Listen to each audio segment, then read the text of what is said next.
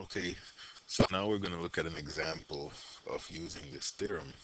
And the example we're going to look at, we're going to have f of x to be negative x squared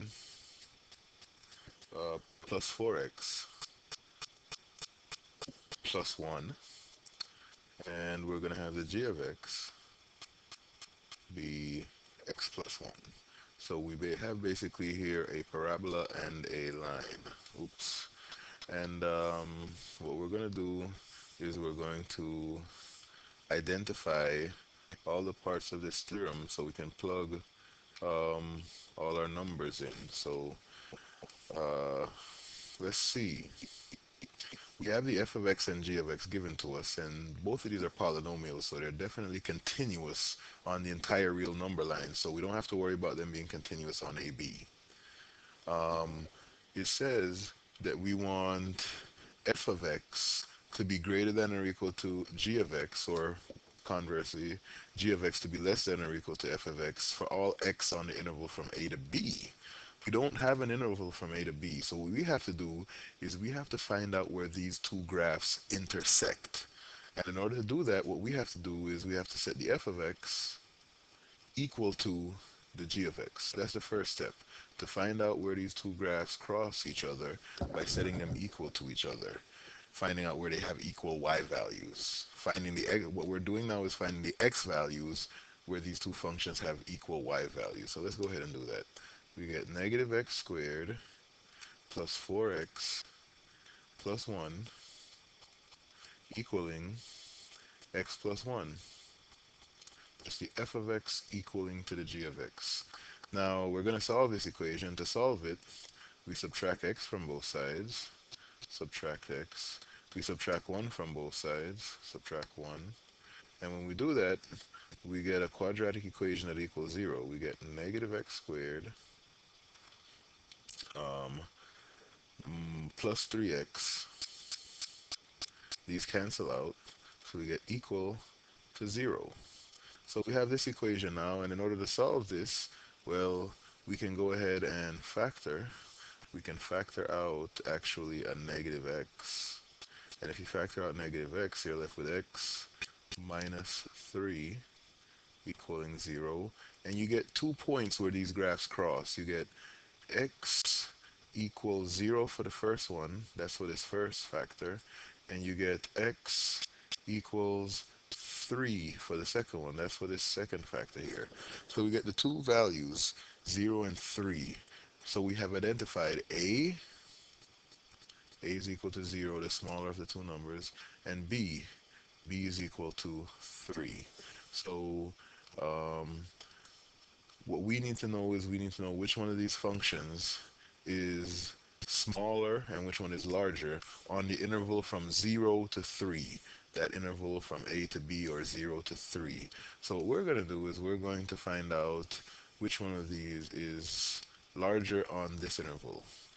And on the interval from 0 to 3, what I'm going to do is I'm going to choose a number on that interval, and I am going to go ahead and uh, plug it into both functions to see which one gives us the larger value.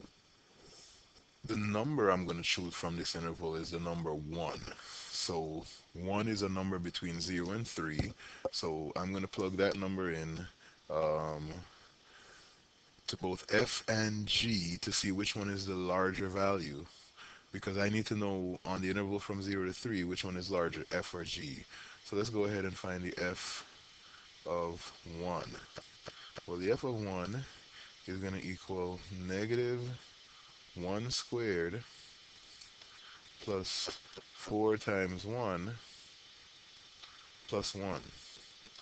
And if you do this arithmetic, you get the f of 1 is equal to 4. So the value of f on the interval from 0 to 3 is, or actually the value of f when x is equal to 1 is 4. Now let's find the g of 1. Well, the g of 1 is just going to equal 1 plus 1, which is 2.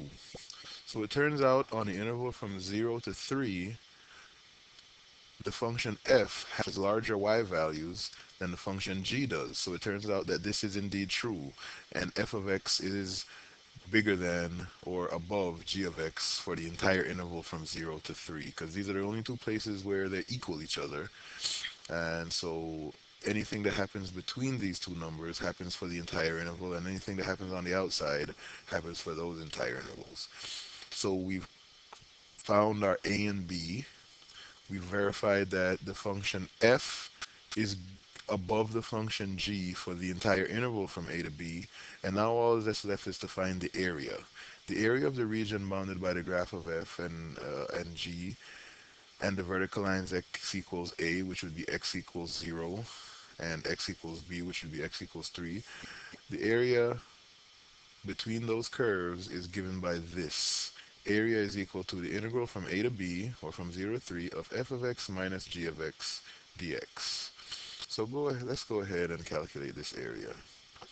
All right, let's get rid of these calculations that we use to find a and b.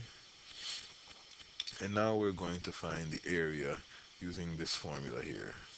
So it says that is equal to, the area is equal to the integral from a to b, which is from 0 to 3, of the f of x minus the g of x dx. So let's do that. The f of x minus the g of x dx. Well, let's see. The f of x was negative x squared plus 4x plus 1. And we're going to subtract from that the g of x, which is x plus 1. And we're going to do the integral of that difference with respect to x. So we get that the area is actually equal to the integral from 0 to 3 of, let's combine like terms here. We get negative x squared, and then 4x minus x is plus 3x, and then positive 1 minus 1 is 0, so what we're really integrating is this function with respect to x, in which case we get negative 1/3 x to the third plus 3 halves x squared, and we're going to evaluate this between 0 and 3.